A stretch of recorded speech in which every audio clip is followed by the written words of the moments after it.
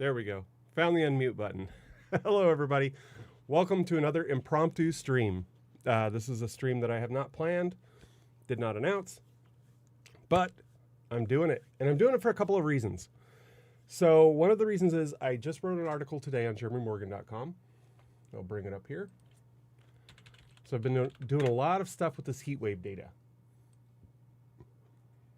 Let's shift screens here. Oh, look at that. I can see myself in the mirror. So the title of today's article, and it's totally doing that mirror thing. There we go. So we're basically processing how I process the data. I did a stream on Friday, and then how I process the data that I got from the Raspberry Pi that I put under my deck, and then I put one inside my daughter's car, and it got really hot. As you can see here, the max temperature outside that we received was 119 degrees. The one in the car was 170. So what I decided to do today is just kind of go through what I was going through in the article. And as you can see, I still have stuff up from my article here. So let's go ahead and bring up Visual Studio Code. And so I wanted to just kind of go through this data and show you how I'm processing it. I've got it available on GitHub if you want to process it. And another reason I wanted to do this today was to test my streaming settings. So I had some pixelated streaming on Friday. Somebody jumped in and told me that it was pixelated. I bumped up the bit rate. So today I'm doing a little bit more experimenting. I'm doing this off of my Mac M1, which causes some issues. And I'll show you my settings here. So for the stream, and my mouse is locking up again, of course. For my output here, I have the bitrate set to 6500, which I'm told is as fast as I can go without being a Twitch partner. So I've got that set up. I've got the Apple VT-H264 hardware encoder. I have an NVIDIA card on my other machine that I stream with, so I use the NVIDIA encoder, and it works great. It's a rocket. However, I'm on the Mac M1, and I've been using software encoding, and the software encoding just isn't that great. So I decided to do this stream mostly so I can test some different settings and see if we can get something a little better out of this. So feel free to let me know in the chat if the output looks like garbage. And I still don't have a stream from my internal desktop audio. Not sure why. For some reason that doesn't work so great. And that's usually when I'm doing streaming, I usually pipe Spotify into my speakers, and then I take that audio input line and pipe it out to Twitch. However, I can't do that with the Mac M1, so it's basically playing kind of in the background here. Anyway, so this is kind of a test, and kind of we're just going to go through this data and look at it. Tomorrow, I'm going to be doing a big stream. Tomorrow, I'm going to be doing a stream only on Twitch. So if you're watching this on Facebook, LinkedIn, Twitter, all of those other places I like to stream, tomorrow I'm only going to be on Twitch because I'm testing that out to see if the algorithm treats things any differently. When I stream directly to Twitch, I can put my titles in, I can select my categories, I can do all that stuff. Right now I'm using Restream that kind of broadcasts it to all platforms. So I'm just going to see if maybe we get a little more eyeballs going straight to Twitch. And there are a lot of advantages to being exclusive to Twitch. So I think for these streams, I'm going to be doing more Twitch exclusive stuff. Right now I have my schedule set. So Monday is going to be .NET stuff. I'm going to do .NET, got pretty low, got pretty high. And then I've got car temperature, another stream of data. And then outside humidity and outside temperature. What I needed to do is put that all into a single database so that I could just kind of query and go with that. We were successful in doing that. I'll bring up my DB browser here, and we'll open up that DB.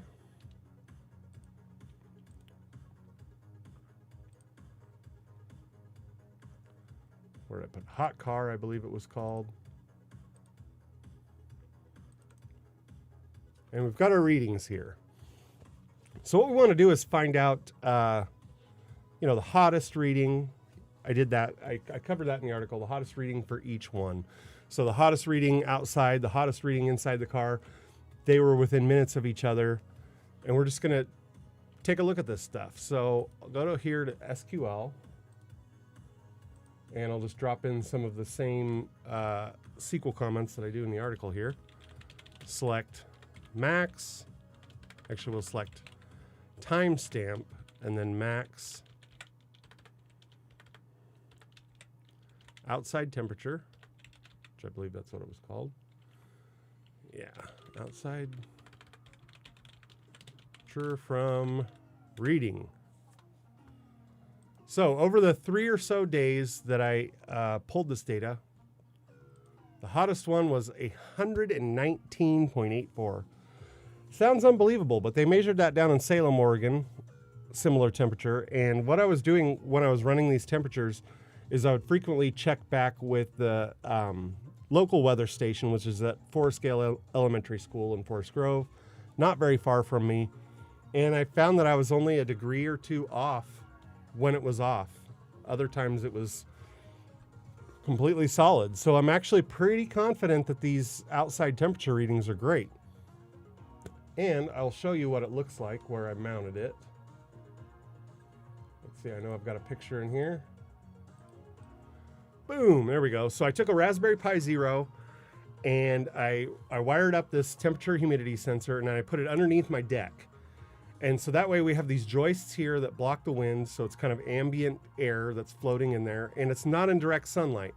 If I would have put it in direct sunlight, I think this thing probably would have shown 300 degrees or something, so I wanted it to be as accurate as possible. So underneath this deck, with no wind, no direct sunlight, it was within a degree or two of an actual real weather station that's in Forest Grove. So I'm pretty stoked about that.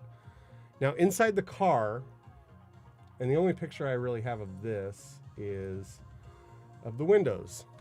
So I cracked open the windows of the car and it was sitting in direct sunlight. So it's sitting out in our driveway, direct sunlight. There's no shadow going across this car. So it was in direct sunlight pretty much all day long.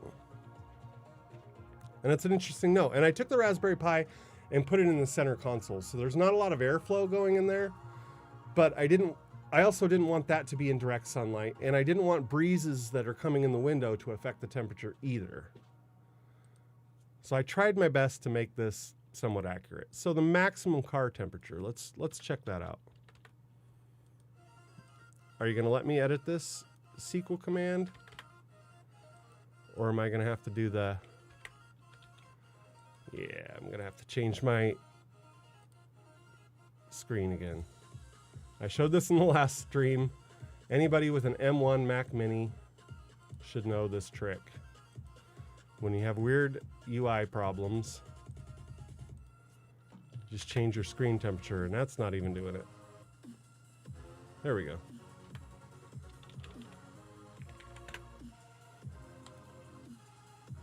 Car temperature. All right, I'm going to check something really quick here.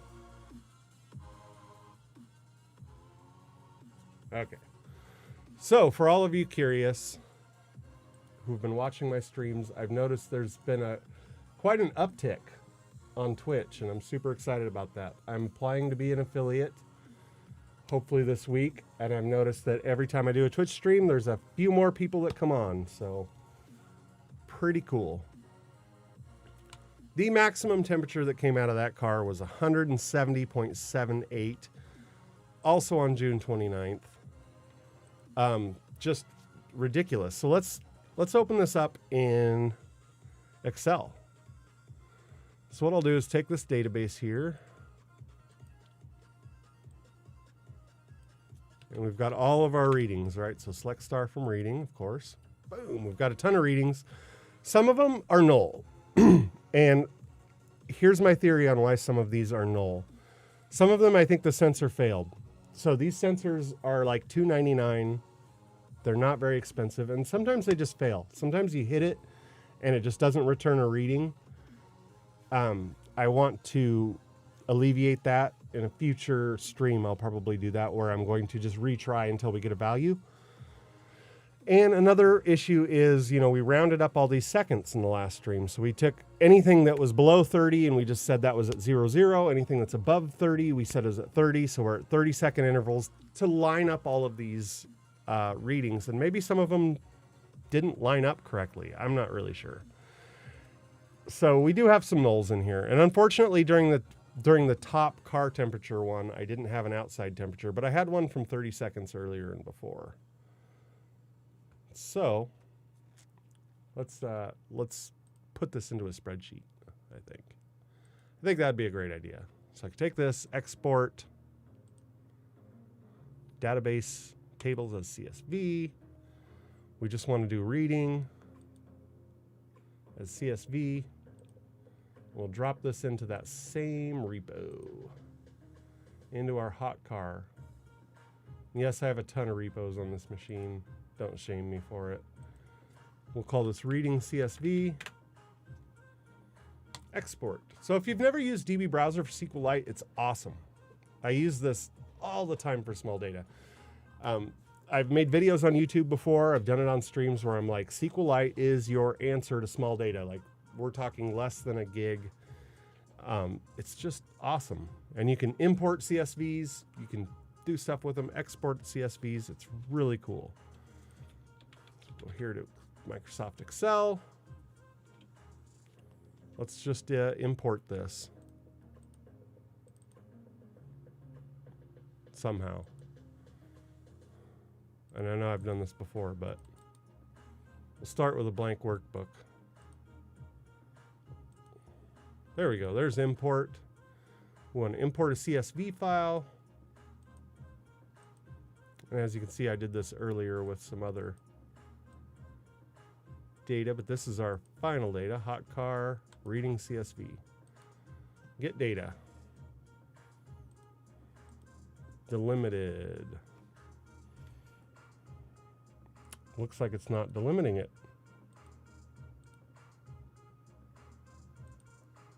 the way I would like it to. So I might have to make some changes to this file. Let's see. We don't want a tab delimiter with comma. There we go. That looks like it. That's more like what we like. We can make this a date, but it's a little off. I'm just going to treat it as a text field for now. Where do I want to put it? I want to put it right here. All right. So now we're cooking with gas. Got our timestamp. And this is a little bit off. So this is using UTC for this timestamp. So what I have to do is go to 7 a.m. in the morning, which is midnight on here, in order to find like daily data. Let's just do a quick graph of the car temperature and take a look at it here. So I'm actually getting better with LibreOffice than I am with Excel. So for my article, I did all the data stuff with LibreOffice. LibreOffice, however you say it. So now I got to remember how to do this. There it is. We need a chart. Statistical, scatter, column. I kind of want a line chart. There we go. So here's the car temperature over a period of about 3 days. And you can actually see the days on the chart. So here's where I started. It was somewhere around, I want to say 9 o'clock in the morning. Put it in here and you can see it just kind of goes up. And it just peaks at this ridiculous amount here of 163 and then starts to drop down. Gets all the way down. This is sometime around the middle of the night, like midnight or so. And then in the morning, it just rockets right back up. We get another peak. One thing that I thought was a little strange looking at this data is how there's a couple of really sharp peaks up here. Just sharp. So the heat wave actually started over here, which I have data for that also. But for these 3 days, you can see there's our peak, and it got there quick. Like it was up 158 and then all of a sudden, boom. And I'm not sure why.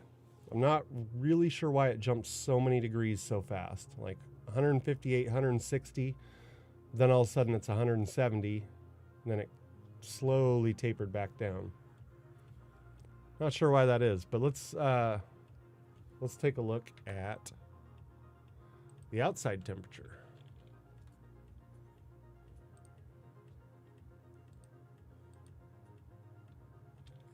I'll make this bigger. The outside temperature did a very similar thing, except it, as you can see, there's a lot of broken spots here because the outside temperature sensor was not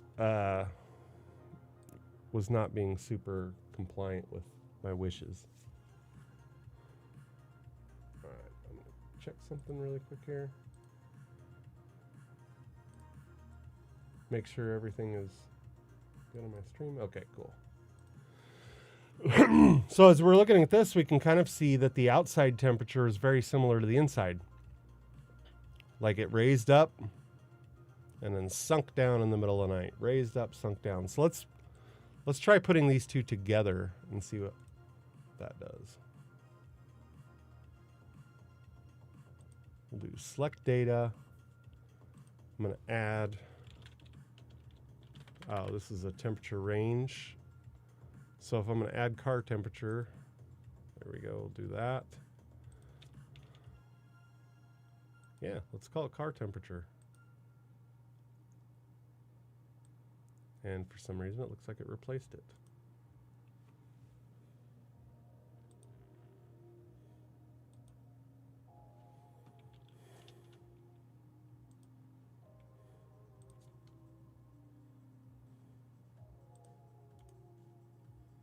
Pardon me while I figure out Excel again for the umpteenth millionth time. Chart data range.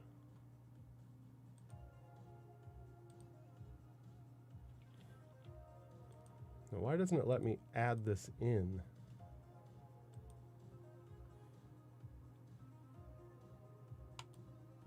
This suggests that I can add it, right? Okay. This is another one of those where I should have done this. I should have tried this out before doing the stream. So we'll just try a new chart. Please allow me to delete the chart. I would like to get rid of the chart now. That would be great. Thanks. All right, so we'll go insert. And we want to do a line chart. Here's our friendly line chart.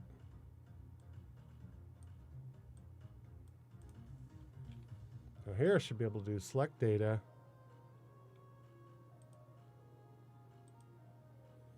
Chart data range. We'll start with outside temperature.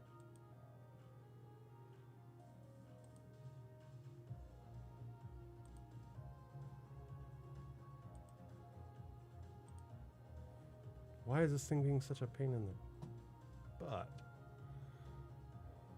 Okay, let's start with outside temperature.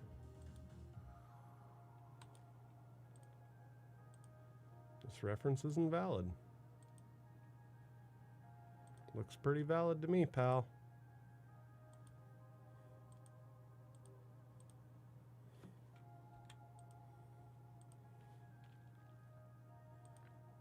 Insert.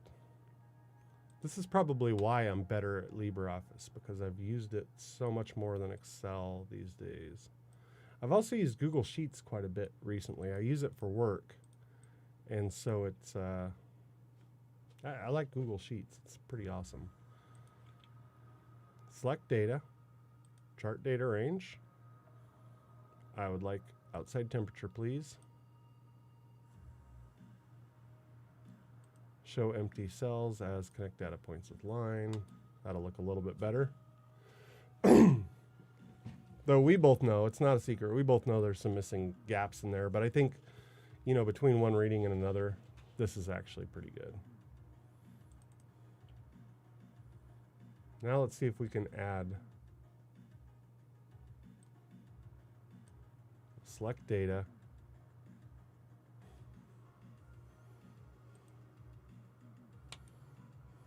Series 2, okay. This one needs to be car temperature. And it just replaces it. So clearly I don't know what I'm doing here. Maybe I should have installed LibreOffice on my Mac, because LibreOffice did this perfectly.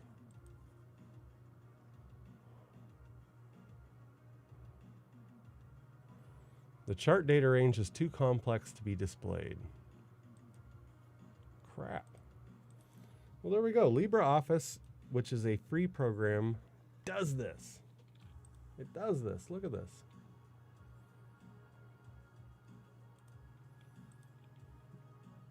I'm going to do this on purpose just to shame Excel a little bit. This is what I did with LibreOffice earlier today. Did this overlay. So I guess we'll just talk about these overlays here, and we'll talk about how we were able to do this. So, you know, as I'm looking at this, I can see the gaps between outside temperature and car temperature.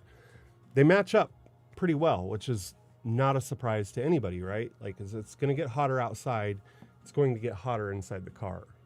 That's pretty much no surprise. But what was kind of surprising is how it almost equalized here late at night. So really late at night, it got cooler to 80 degrees, as you can see. And at some point, it actually became hotter outside than it was in the car. I'm not really sure why it did it this day and not this day or this day, but you know, as the peak temperatures of the day are up here 110, whatever, we're getting up to above 160, and there's just an enormous gap between those two. But as the night goes on, it cools, and you can see it start to equalize. And then it was a little bit hotter outside than it was in the car. This time, because I know these times, I don't have them listed here, but this was overnight. So this is probably around midnight right here, and then it went up, and then as soon as the sun came up, you know, at 5 a.m. or so, the sun came up, and it just started ramping up the temperature outside and really ramping up the temperature inside. So this car doesn't have tinted windows. As I said, it's out in the sunlight with the sun just beating down on it with no tinted windows, cooking the inside of that thing like mad. And so you see some really big gaps here where it's just holding on to that air and just superheating it. And the windows are cracked, so a little air is going in and out, but I don't think a lot of air was being exchanged during this time. And then as it starts to get cooler, it just dips, and you can almost see where the sun disappeared and then slowly down, almost equalizes on this day. But then when the sun comes, it just rips back up there, down each time. So this is what the heat wave looks like, you know, car temperature versus outside temperature. And I kind of zoomed in a little bit and I took the hottest day and did a graph for that. And as you can see here, that on the hottest day, you know, it was pretty much equalized here around midnight or so. And as soon as that sun came up, it started gradually taking the temperature from, this looks like about 90 degrees to almost 120, so 117. So 90 to 117 as it ramps up, and the car just ramped up faster.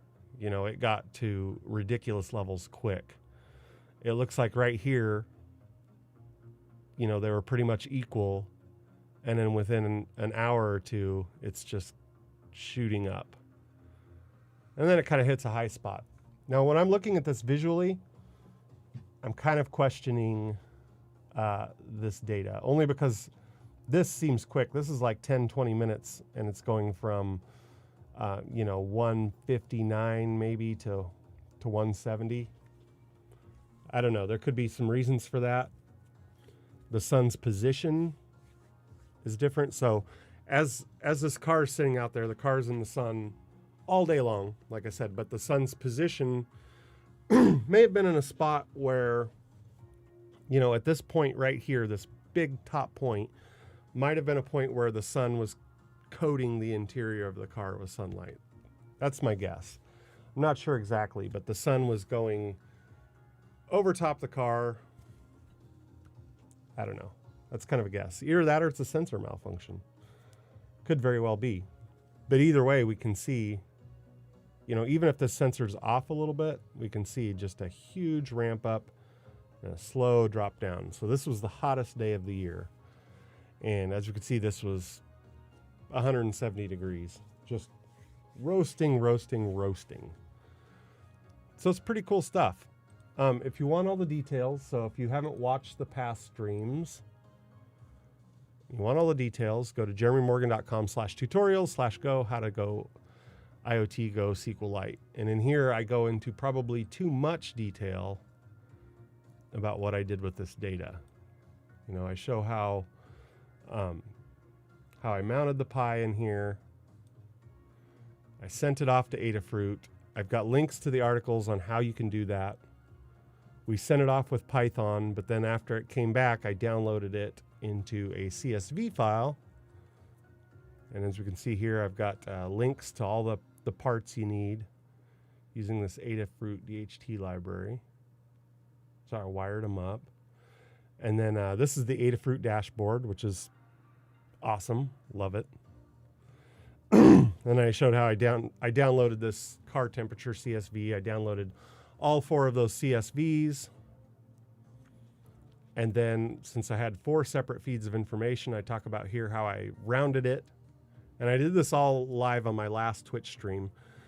So I rounded all the seconds off and then used that as an index. Did the first insert where I inserted all of the records, all of the timestamps, and then the subsequent inserts were just an update where I would insert each of the readings into here. So I took this car temperature and this timestamp and then indexed by that timestamp, plugged in these remaining values to get this value.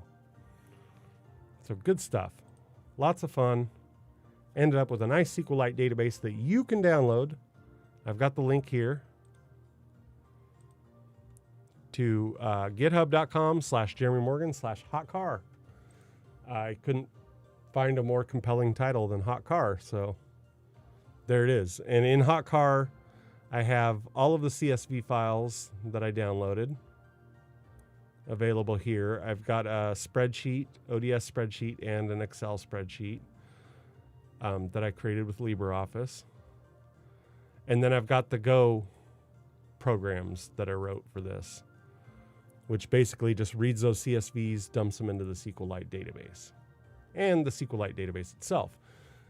So the reason I'm giving this away, of course, is this is not intellectual property. These are not top secret things. These are just some data I scraped and collected. So I would love to see what other folks do with this data. I just went and made a couple pretty graphs, things like that. But what I'm going to do tomorrow, in my Twitch only stream, tomorrow I'm going to write a Go web app that accesses all of these. It accesses the SQLite database. So I'm going to put this up on DigitalOcean or AWS or somewhere, and I'm going to just write an HTTP app that grabs all this data. And it'll be fun. And it's only going to be on Twitch. So if you're watching this somewhere other than Twitch, follow me, twitch.tv/jeremymorgan. And we're going to write a web app that we can access. And I will make that open source also, so other people can use that. And then the second stage of that, which might be later this week, I'll build like a Vue app or something, or a React app that interacts with that API so you can start pulling some of the data from there. I'm going to make it all open source. I'm going to host it off somewhere so that anybody can go and play around with this data and make some cool things. So if you're thinking about building something from this, maybe we can even make better visualizations in Adafruit. I don't know. But if this is something that you're into, you geek out on this kind of stuff, I do, absolutely. And you think you can make something really cool that will be awesome, then by all means, do it and send it to me. Share it with me on Twitter, Jeremy C. Morgan on Twitter. I've got a ton of emails. The reason I'm focusing on this stuff so much is I've just got a ton of emails from people. I've done a couple live streams. I did the live stream where I was building the software to send the data, then another one where I was compiling it last Friday, and I've just got a ton of emails and instant messages over social where people have all kinds of questions. They're like, give me the source code for this. How did you do this? How did you do this? Whatever. Just a ton of enthusiasm and interest in this. So I'm giving it all away, and I'm hoping that people do cool stuff with it. Anyway, so that's all I wanted to share today. I'm going to do a quick look at my stream to see if I need to change anything before my stream tomorrow. On my channel, let's see, I'll look at it. Yeah, it does look pretty clear. So I'm excited about that. Doesn't look pixelated at all. So maybe I got the right settings for this M1. Now I'm going to have to go through and duplicate those settings on my Windows machine and my Arch Linux machine, which I also stream from. So yeah, that's what I've got coming up. I'm going to try. So my Arch Linux streaming machine is going to be no more. I think I'm going to try doing a full reinstall. It just depends on how busy I am at work and how busy I am in general, but I think I'm going to reinstall everything. So unfortunately, when I first bought this Digital Storm machine, I bought it in 2019, the end of 2019. It's rocket fast. It's awesome. I do all kinds of cool stuff with it. I installed Windows 10 and Arch Linux dual boot. And I made a boot sector so that I could dual boot from that boot sector. And I made that boot sector too small. So when I went in to replace Arch Linux with Pop! OS, which is something that I've wanted to do for quite a while, I'm not able to do it because Pop! OS requires a bigger boot partition. So I've got to wipe everything out, create a bigger boot partition, and then reinstall Windows 10 and then reinstall Pop! OS behind it. But I'm going to do that because I want to do more Linux stuff. And my Arch machine, I can stream, but I don't have sound. I've got several just kind of stream. I don't have chat. So the chat that you see right above my head here doesn't work in Arch Linux. And frankly, I'm just kind of tired of dinking with everything with Arch Linux. With Pop! OS, it just works. A recent article that I wrote that's done really well on jeremymorgan.com, of course, is my first impressions of, I'll just click on it, why not, of Pop! OS 2104. It's fantastic. It just works like in such a great way that I want to put this on my big machine. So I'm going to be doing that at some point here very soon. And then I'll have more cool Linux stuff to share with everybody. So let me go ahead and bring up my proposed streaming schedule. Creator dashboard. Okay, and as we can see here, I'm almost a Twitch affiliate. I think it's going to be happening soon. Almost there. Look at that. So here, Monday is going to be .NET Monday. Not this Monday, because this Monday I want to do this Go API. But in the future, on Mondays, I'm going to do .NET stuff. Blazor, .NET Core, all things .NET. Love .NET. So if you're a .NET person, tune in, watch my stuff on Monday. Wednesday is going to be, my Wednesdays are going to be Linux Wednesday, you know, Golang, Python, other Linuxy stuff. I've got some cool stuff planned for each of these. On Monday, for .NET Monday, I'm going to be doing some Blazor app that does facial recognition. I wrote an article about that a while ago. I'm going to do some of that stuff on stream. And then Wednesday is going to be Linux Wednesday. And then Friday is free for all. It could be anything geeky. So probably going to mess with some Raspberry Pis on Friday streams. I'm not going to do a stream every Friday, I'll be honest, but probably do some Raspberry Pi type stuff. I'll probably do, there's a couple of things that I've wanted to try. Software-defined radio, just anything geeky. Or I might play 8-bit video games. I keep saying that.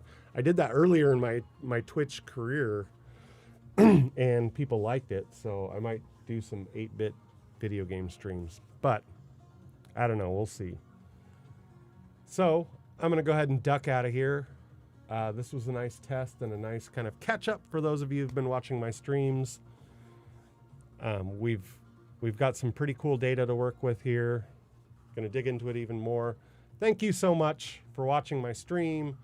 Subscribe. Like I said, if you're watching me on YouTube or Twitter or somewhere else, subscribe on Twitch, because Twitch is where I'm going to be doing the majority of my streams, and I've got a million ideas that I'm going to execute live.